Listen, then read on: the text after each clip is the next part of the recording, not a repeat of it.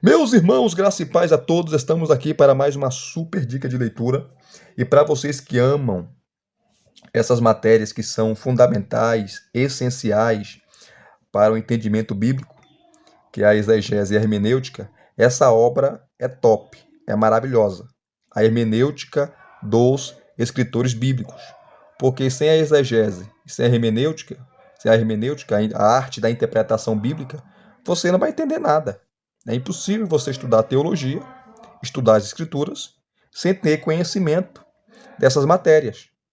E é isso que o Abner Shaw ele traz nessa esplêndida e maravilhosa obra, porque ele vai falar aqui, ó, deixa eu aproximar para vocês lerem também, acompanhar ele aqui, aprendendo a interpretar as escrituras com os profetas e apóstolos. A hermenêutica dos escritores bíblicos, aprendendo a interpretar as escrituras com os profetas e apóstolos. E essa foto aqui, ó, da capa é maravilhosa.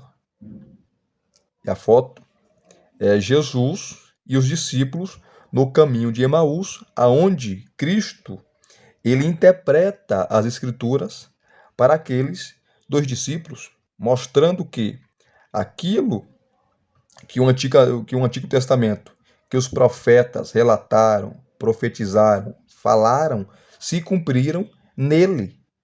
Se cumpriram nele, Cristo Jesus. Então Jesus interpreta as escrituras mostrando que falavam dele, apontavam para ele. Então a capa é maravilhosa, né? E essa foto aqui faz jus ao tema do livro, ao tema do livro. Rapidamente aqui, queridos, olha só que maravilha. Para aqueles que não conhecem esse jovem teólogo, promissor, Abner Shaw, ele é professor de exegese, de hermenêutica, e é muito amigo de John MacArthur, né? Que, ó, Abner Shaw é um dotado companheiro de John MacArthur na The Masters University, em Santa Clarita, na Califórnia, e ele é autor de vários artigos e de um comentário sobre Lamentações, e do livro Eu Vi o Senhor, uma teologia bíblica da visão. Aqui está em inglês, embaixo a tradução, né, do livro que ele escreveu. Eu Vi o Senhor, uma teologia bíblica da visão. E aqui, nessa obra monumental, tem aqui, ó, no total 318 páginas.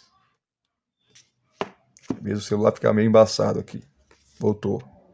318 páginas, incluindo a bibliografia, né? Que é uma bibliografia bem extensa, bem extensa. Ele pesquisou muito, pesquisou demais para trazer essa obra para nós. Aqui a dedicação. Essa obra foi lançada ano passado, queridos, em 2022. Está o sumário, são 8 capítulos no total.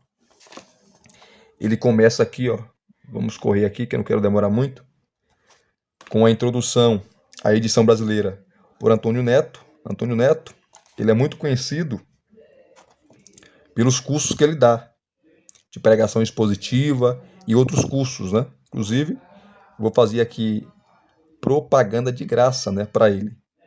Você vai lá no Instagram dele e lá você vai ter todas as informações para o curso dele de pregação expositiva, que é maravilhoso. Eu falo porque eu fiz esse curso. E lá ele indica muitas obras sobre pregação, tá? Sobre as áreas da teologia.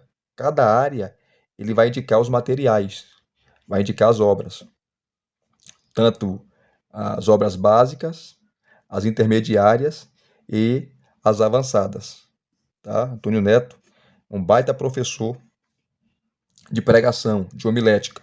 Depois você vai ter aqui o prefácio do autor, a lista de abreviaturas e aqui os capítulos. O primeiro capítulo ele vai trabalhar a busca pela lógica autoral. O capítulo 2 ele vai trabalhar as bases para a busca, pressupostos e métodos. O capítulo 3, ele vai trabalhar a hermenêutica profética, o profeta como exegeta e teólogo. O profeta, ele sabia o que estava falando? Ele sabia aquilo que ele estava profetizando? Tá? Então ele vai defender essa questão, que a interpretação profética, a hermenêutica profética, então o profeta ali, ele era tanto um teólogo como um exegeta. Ele vai demonstrar isso. O capítulo 4, ele que é uma pergunta, né? Nessa pergunta ele vai desenvolver o tema. A hermenêutica profética, os profetas falaram sobre algo além do seu conhecimento ou tinham mais entendimento do que imaginávamos? E ele vai discorrer de maneira fantástica esse capítulo aqui. O capítulo 5, ele já parte para o Novo Testamento, né? A hermenêutica apostólica, continuidade com os profetas. A hermenêutica apostólica, continuidade com os profetas. Então, os profetas profetizaram, interpretaram, e os apóstolos vão dar a continuidade nessa interpretação. Inclusive, você vai ver, você vai pegar o Novo Testamento e as citações que Paulo faz, que Pedro faz, que João faz, que os evangelistas fazem, Mateus, Marcos, Lucas e João, eles interpretam, tá, as passagens das Escrituras que no contexto histórico e cultural envolviam um cenário e eles aplicam de maneira totalmente diferente. E na maioria das vezes é apontado ali, eles interpretam se cumprindo na pessoa de Cristo. Na pessoa de Cristo. Isso é maravilhoso. Então, a hermenêutica apostólica, continuidade com os profetas. Depois o capítulo 6, a hermenêutica apostólica, a tessitura teológica do Novo Testamento. Capítulo 7, a hermenêutica cristã, a leitura que eles fizeram e a leitura que devemos fazer. A hermenêutica cristã, a leitura que eles fizeram e a leitura que devemos fazer. E o capítulo 8, que é o último capítulo, né? A sofisticação das escrituras, os primeiros teólogos e a hermenêutica da rendição. Maravilhoso, maravilhoso. Vamos pegar aqui um capítulo, né? Ó, a introdução à edição brasileira, ele começa citando aqui, ó, Walter Kaiser Jr. e Moisés Silva, que tem uma obra maravilhosa, né? Que é essa obra aqui, ó, Introdução à Hermenêutica Bíblica. Essa obra é top. Tem outra obra também que ele indica aqui do Augusto Nicodemos, que é a Bíblia e seus intérpretes. Muito boa. E tem a famosa obra, né? Que eu tenho aqui, a 4ª edição, que eu não fiz o review ainda, que é Entendes o que lês. Essa obra é clássica, né? Dispensa apresentações, é indicada em qualquer seminário, que é do Gordon Fee e Douglas Stuart. Ele fala aqui no início da introdução, né? A edição brasileira. Vai falar também do Kevin Van House, essa obra eu tenho. Há um significado neste texto. Essa obra do Van House é maravilhosa. Ele vai citar aqui também, ó, os livros de Roy Zuck, Andreas Kostenberg, Greg Blumberg, Stanley Porter. E vai citar também a espiral hermenêutica do Grant Osborne. Essa espiral hermenêutica é extraordinária, fora de série, também muito indicada. Fiz o review dela aqui no canal também. Então ele vai citando essas importantes obras. Aí vai falar da dele, né? Dessa obra aqui, ó. No entanto, embora todas elas sejam leituras valiosas e indispensáveis, parece-me que uma pergunta ainda precisava ser respondida. O que é uma hermenêutica cristã e como praticá-la? Não me entenda mal. Todos esses livros falam sobre como os cristãos precisam interpretar as Escrituras. Mas, afinal de contas, qual era a hermenêutica dos escritores bíblicos? Ele pergunta. Como eles interpretavam os textos bíblicos, já disponíveis para eles? Como a igreja cristã na história aproveitou e pode aproveitar da forma como os profetas e apóstolos liam a Bíblia que eles tinham. E esse é o tema do livro, e é isso que ele vai discorrer. Que nós iremos aprender a interpretar as Escrituras com os apóstolos e os profetas. Os profetas primeiro, que é o Antigo Testamento, e depois os apóstolos, aí o Novo Testamento. Então é uma proposta muito boa, né, que ele traz aqui, e ele traz o pensamento de vários eruditos nessa área. Sempre o celular a imagem fica assim, ó. Daqui a pouco volta ao normal. Pronto, voltou aqui. Então ele vai citar aqui vários autores, várias obras, inclusive para aqueles que lêem inglês, se você pegar a bibliografia, meu Deus do céu, é gigantesca, gigantesca. Vamos pegar um capítulo aqui, ó. Eu ia pegar os primeiros capítulos, mas eu já vou partir logo para o capítulo 3. Ó. A hermenêutica profética, o profeta como exegeta e teólogo. Mais uma vez aqui reiterando para vocês que essa obra foi lançada ano passado, 2022.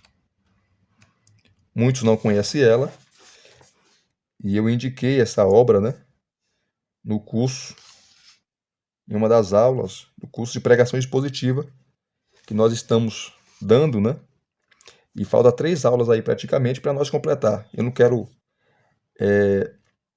me alongar.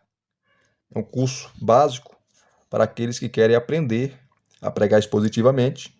Se vocês não assistiram às aulas aí, aqueles que se interessam, né, assista, eu tenho certeza que você vai gostar, vai tirar proveito dessas aulas. Quem sabe, mais para frente, quando o canal crescer e eu tiver uma plataforma muito maior, aí sim, nós iremos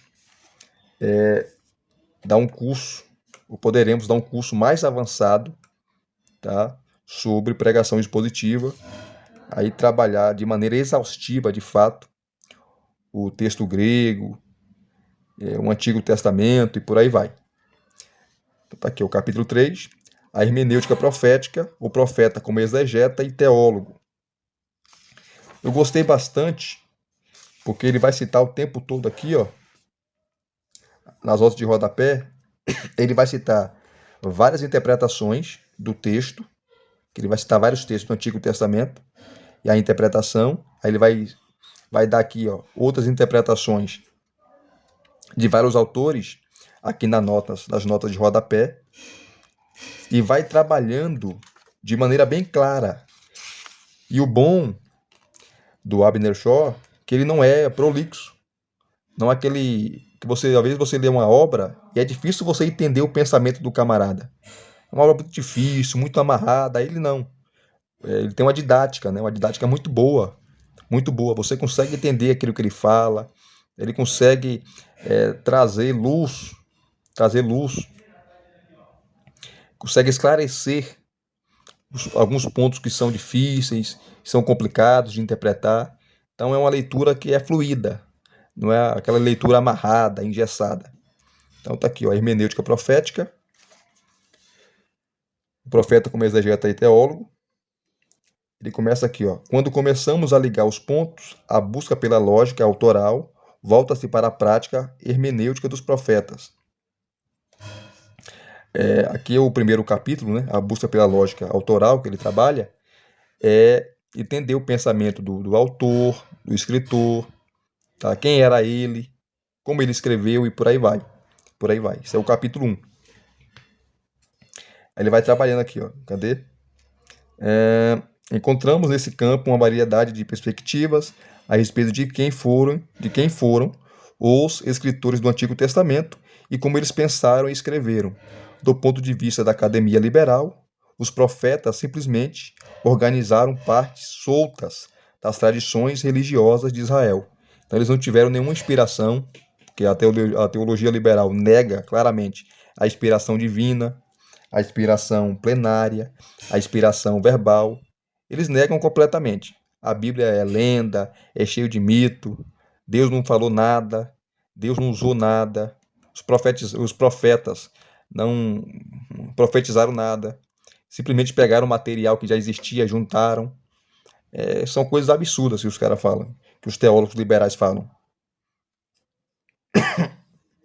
Aí ele continua aqui, ó. Outros pensam que eles tenham sido apenas escribas, que se limitaram a registrar aquilo que Deus lhes ditou. Ainda outros os consideram uma espécie de historiadores. Para alguns de nós,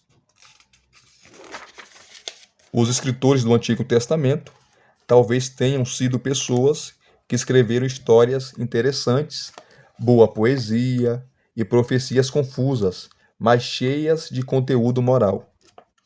Mas quem realmente foram os profetas? Essa pergunta nos traz de volta ao ponto central de nossa busca, a intenção autoral. Eu diria que, considerando os fatos mencionados no capítulo anterior, surge uma imagem diferente dessas que acabo de mencionar.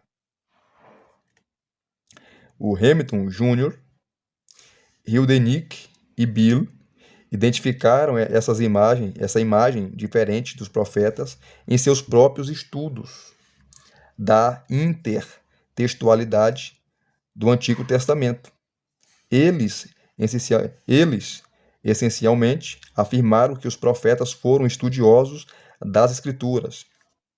O Bill, aqui que ele cita, é o G.K. Bill, grande estudioso do Novo Testamento, camarada fantástico. Hamilton Jr., também outro monstro.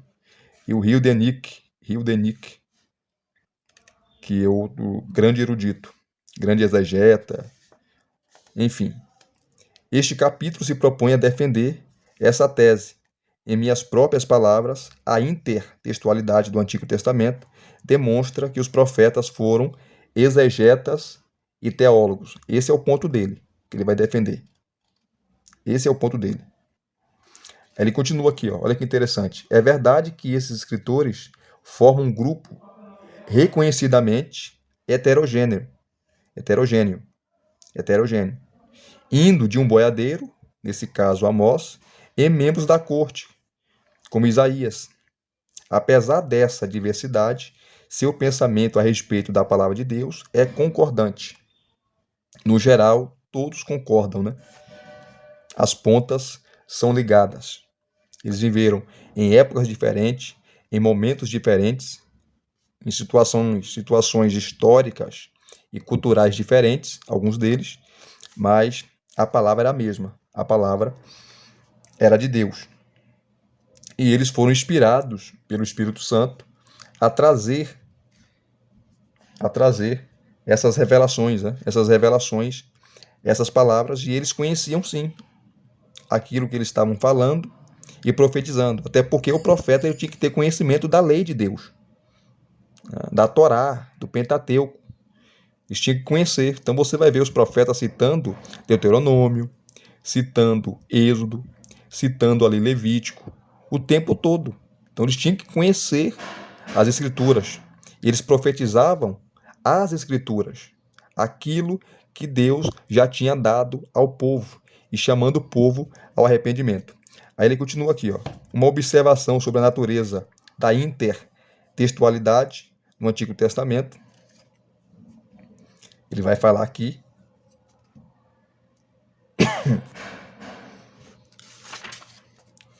e sempre, ó, notas de rodapé o tempo todo, citando obras, citando artigos, citando outros comentários, né, interpretações. Depois ele vem aqui, o que os profetas sabiam sobre as Escrituras. O que os profetas sabiam sobre as Escrituras. Eu acabei de falar que eles conheciam muito bem o Pentateuco, que é a base, né, a espinha dorsal ali do Antigo Testamento. São as diretrizes, e o Pentateuco são as diretrizes para o povo, as leis que Deus deu ao povo seguir como o povo distinto dele. E os profetas conheciam tanto, como eu falei, os profetas vão citar Deuteronômio, Levítico, Êxodo, o tempo todo. Então eles conheciam a lei de Deus. Então, o que os profetas sabiam sobre as Escrituras? Ele vai falar aqui,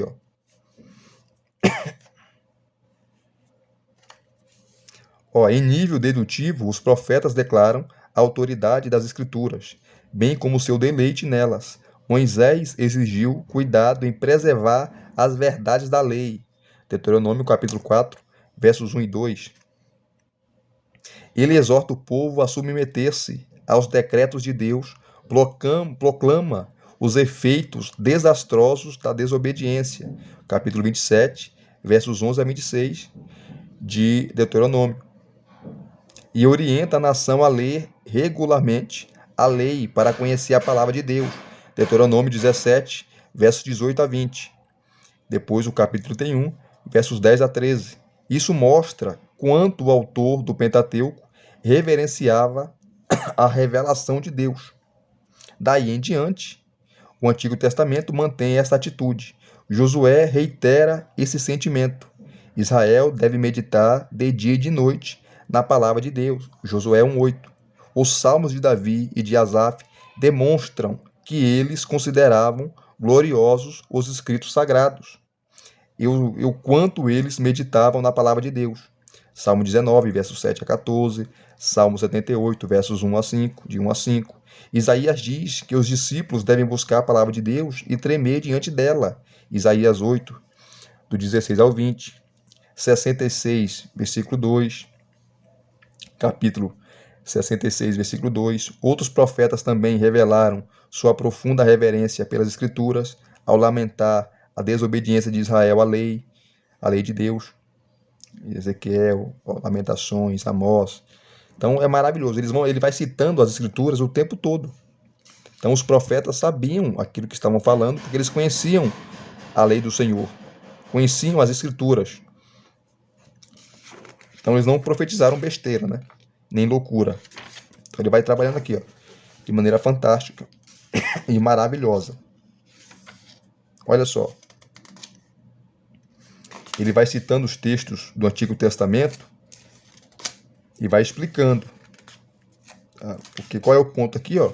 O ponto é esse, ó. O que os profetas sabiam sobre as Escrituras. Então ele vai citando aqui os textos do Antigo Testamento o tempo todo. Não dá para ler por causa do tempo, tá? Olha só. Você vê o povo descumprindo a lei do sábado, e você vê os profetas falando, olha, vocês têm que guardar o sábado, vocês devem santificar o dia do Senhor, que é o quarto mandamento, né? Então você vê os profetas batendo pesado nisso. Você vê os profetas falando sobre o adultério. E a lei dizia o quê? Não adulterarás. Você vê os profetas falando para o povo deixar a idolatria, o paganismo, de adorar outros deuses. Porque qual é o primeiro mandamento? Amarás o seu teu Deus acima de todas as coisas. Então, e o próximo, como a ti mesmo, não farás imagens de esculturas e por aí vai. E o povo estava descumprindo isso. E os profetas sempre traziam essas questões da lei do Senhor, da palavra do Senhor. Então, eles conheciam sim a lei, né? Eles profetizavam escritura o tempo todo. E aqui, como eu falei para vocês, ó, ele cita a nota de rodapé, ele cita nas notas de rodapé o tempo todo, ó.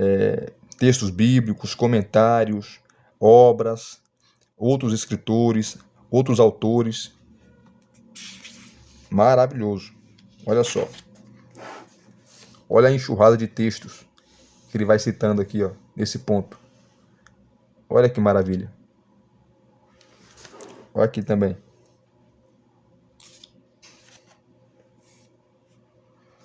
Mostrando que os profetas conheciam aquilo que eles conheciam. Ou melhor, que eles não só conheciam da lei do Senhor, mas eles profetizavam falando que se o povo não voltasse para a lei, para a escritura, Deus ia punir, ia destruir.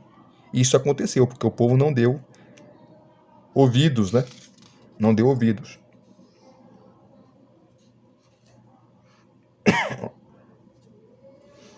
Ele fala aqui, ó, Naum repete Jonas. Ó, Joel recorre a Obadias. Daniel alude a diversos profetas, entre eles Isaías, Jeremias, Ezequiel, tá?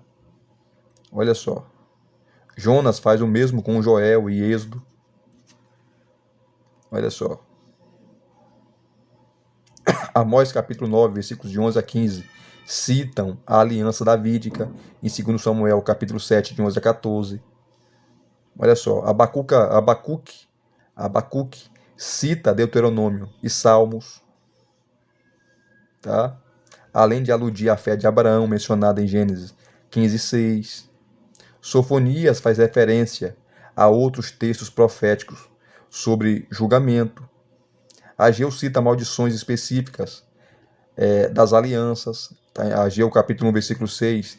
Aí você confere com Deuteronômio capítulo 28, do 38 a 40. Ó, Zacarias, o livro da lembrança de Deus, está repleto de intertextualidade, incluindo alusões a Daniel. Aí vai, ó. Oséias e Malaquias relembram as origens de Israel, narradas em Gênesis. Tá? Malaquias ainda evoca a obra de Moisés e Elias em associação ao mensageiro futuro. Tá? Então é maravilhoso. Maravilhoso. Depois ele vai trabalhar aqui, ó, o profeta como exegeta, as principais ideias. Top demais. Top demais. Uma obra que você deve ter em sua biblioteca. Então você vai aprender a interpretar as escrituras com os próprios escritores bíblicos, com os profetas, nesse caso o Antigo Testamento, e os apóstolos no Novo Testamento. A síntese, exemplos contrários, o uso de Deuteronômio em Jeremias e Ezequiel, o uso de Jeremias em Daniel. Olha que maravilha.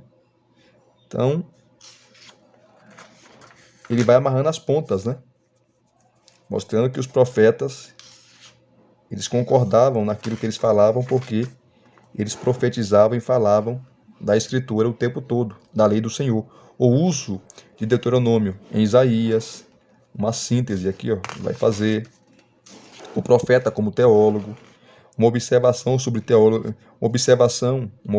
sobre teologia sistemática, intertextualidade da aliança davídica e o segundo Davi.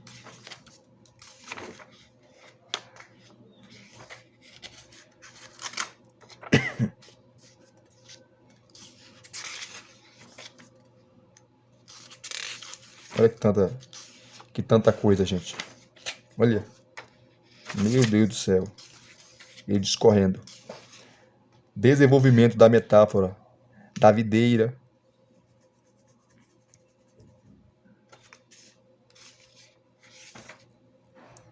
Que a videira do Antigo Testamento é Israel, né?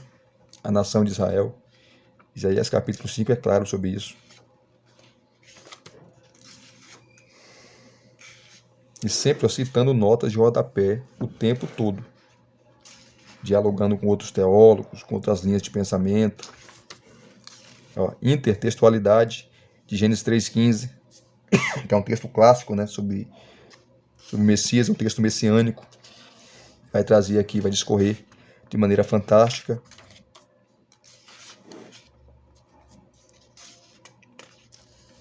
Vai falar dos pontos, ó. Vários pontos sobre Gênesis 3,15. Vou falar aqui, ó, 1, 2, 3, 4, 5. 5 pontos sobre Gênesis 3,5. 3,15, né? Gênesis 3,15. 5 pontos.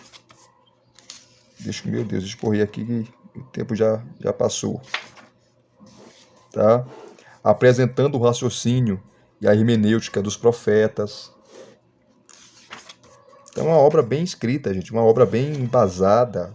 O camarada é, sabe, cuidadoso nas palavras. Traz os argumentos. Traz outros autores corroborando com aquilo que ele fala. traz também aqueles que discordam dele. Maravilhoso. Capítulo 4, a hermenêutica profética. Os profetas falaram sobre algo além do seu conhecimento ou tinham mais de entendimento do que imaginávamos? Ele vai defender que os profetas eles tinham mais entendimento do que nós imaginávamos. Eles não eram aleatórios, eles conheciam sim aquilo que eles estavam falando e profetizando. Claro que eles não sabiam todos os detalhes, mas eles sabiam exatamente aquilo que eles estavam falando e aquilo que eles estavam profetizando. O capítulo 4. Tá? Ele trabalha também de maneira extraordinária. Conhecimento do plano de Deus e do presente. A perspectiva de aliança de Moisés. A perspectiva de aliança no período monárquico. A perspectiva de aliança durante o exílio. Perspectiva de aliança durante o exílio babilônico, né? A perspectiva de aliança no período pós-exílio. A síntese. Expectativa do futuro, ou de futuro. Estudos de caso. Oséias capítulo 11, versículo 1, onde Mateus interpreta quando Jesus vai para o Egito, né? Ele cita o capítulo 11, versículo 1 de Oséias. E o contexto de Oséias ali é Israel. Oséias fala, no Egito chamei meu filho. O contexto histórico e cultural de Oséias é Israel. E Mateus pega esse texto de Oséias, capítulo 11, versículo 1, e aplica para quem? Para Jesus. Para Jesus. Quando o seu pai o leva para o Egito. Porque Herodes queria matá-lo, né? Herodes o Grande. Maravilhoso.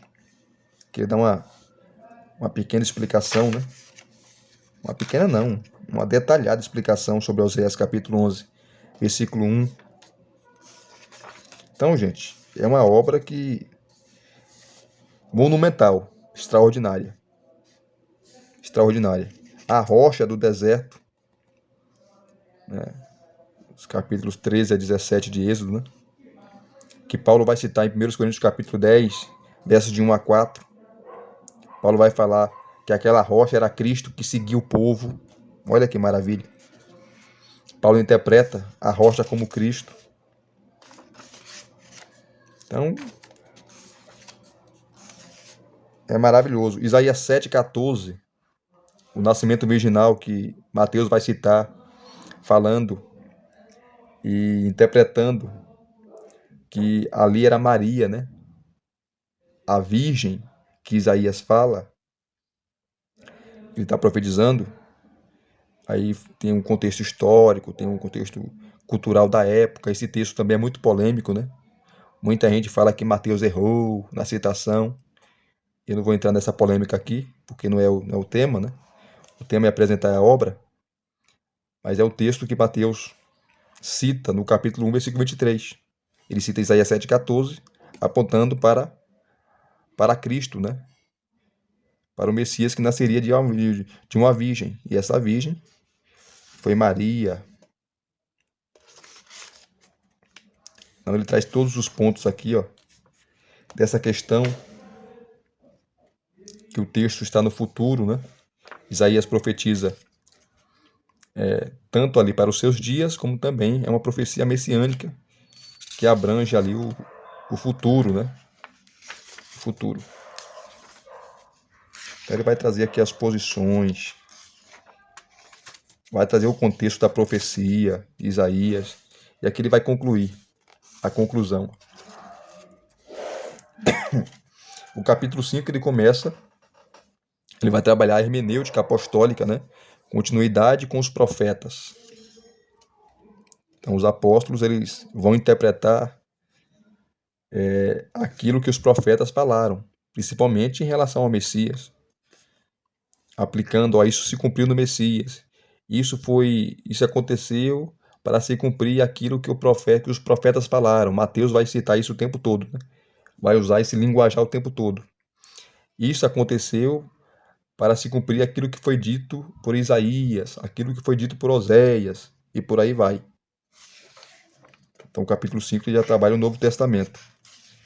Olha, evidências iniciais de continuidade, fórmulas introdutórias, autodescrição, práticas intertextuais. Eu não tô lendo aqui, gente, por causa do tempo, tá? O tempo passa rápido. Removendo as objeções à continuidade, uma observação sobre as fórmulas de cumprimento das profecias, né? Uma observação sobre Lucas 24, versículos 25 a 27 e João capítulo 11, versículo 51. Maravilhoso essa parte aqui. Na verdade, todo o livro é maravilhoso, né? Resolução dos exemplos anteriores, ele já tinha dado, como por exemplo, o uso de Oséias capítulo 11, versículo 1 em Mateus 2,15. O uso de Oséias capítulo 11, versículo 1 em Mateus 2,15. Você pode até pegar sua Bíblia aí e conferir, né? Oséias capítulo 11, versículo 1 e Mateus 2, versículo 15, a aplicação que Mateus faz dessa profecia, ou dessa palavra de Joel, né? Que ele aplica a Cristo. Depois você tem aqui, ó, o uso que Jesus faz de Isaías capítulo 5, em Mateus capítulo 21, do 33 a 44. Aí você pega aí Isaías capítulo 5 e Mateus capítulo 21, do 33 a 34, e compara.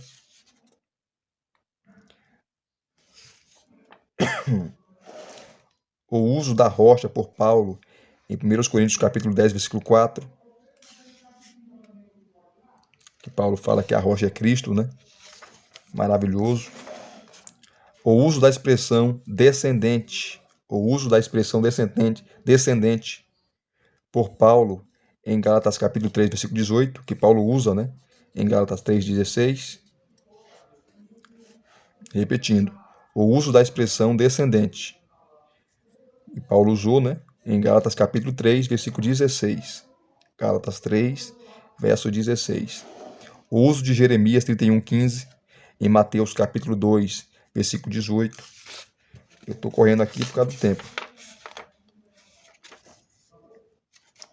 O uso de Zacarias capítulo 11, versos 4 a 13, em Mateus 27, do 6 ao 10, como Mateus interpretou. Então você pega a sua Bíblia aí e confere os textos. Vai conferindo aí os textos, tanto do Antigo Testamento, que o profeta falou, profetizou, e o cumprimento.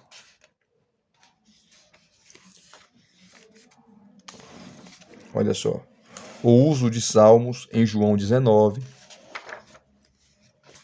Tem também as citações lá dos Salmos, né? Da carta aos Hebreus também. O uso de do Salmo 16:10 em Atos 2, 26 a 28 e Atos 13:35. Ele vai explicar.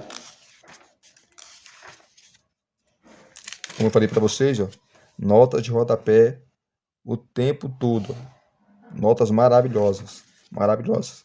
O uso de Amós, capítulo 9, versos 11 e 12, em Atos 15, do 15 ao 17. O uso de Salmos e Isaías em Romanos 3, do 10 ao 18.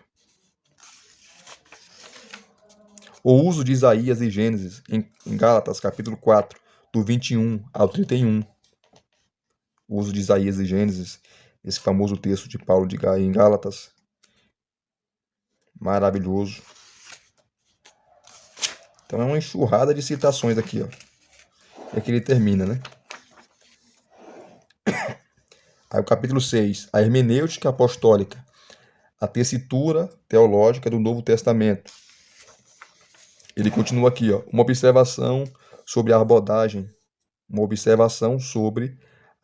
abordagem deste capítulo. Cristo, os Evangelhos e Atos, história da redenção, passagens específicas. Ele vai falar cristologia, ó, Salmo 2, o Salmo 110, 118, Isaías 28, 16, Isaías 53.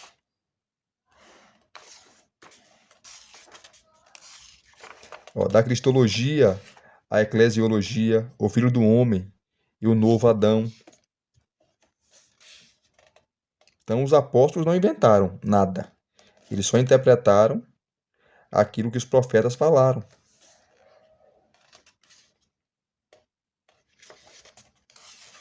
Ó, textos soteriológicos. Vou pegar aqui o Antigo Testamento. Moralidade, que é o uso da lei. Aqui, ó, a moral, né? Ele vai fazer agora, ele faz uma síntese aqui, ó. Maravilhosa. Paulo, história da redenção.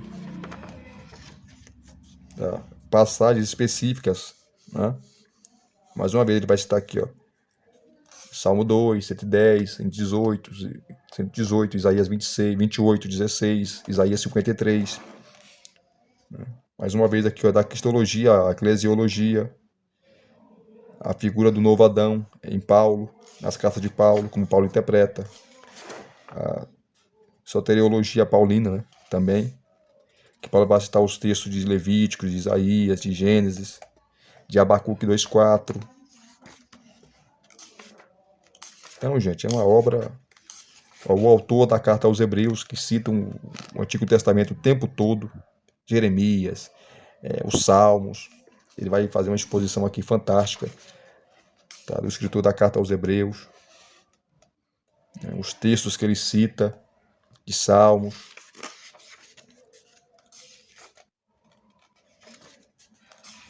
É top demais. Tiago, a história da redenção, os textos que Tiago cita do Antigo Testamento, né? Como ele aplica, a soteriologia, a moralidade, que é a lei, né? A moral, Tiago cita, Levítico, né? E outros textos do Antigo Testamento, que é Pedro, a história da redenção, Judas. Então, gente, ó, João, e por aí vai. Vou parar por aqui. Então é uma obra maravilhosa. Perdoe-me o tempo aí, né? Mais de 40 minutos de vídeo. Mas eu corri. Corri aqui, senão ia passar de 40 minutos aí, ia chegar a 50. Ia ficar muito grande o vídeo, né?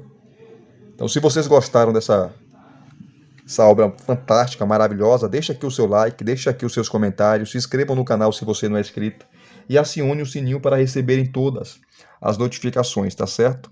Graça e paz mais uma vez. Muito obrigado a todos. Deus os abençoe.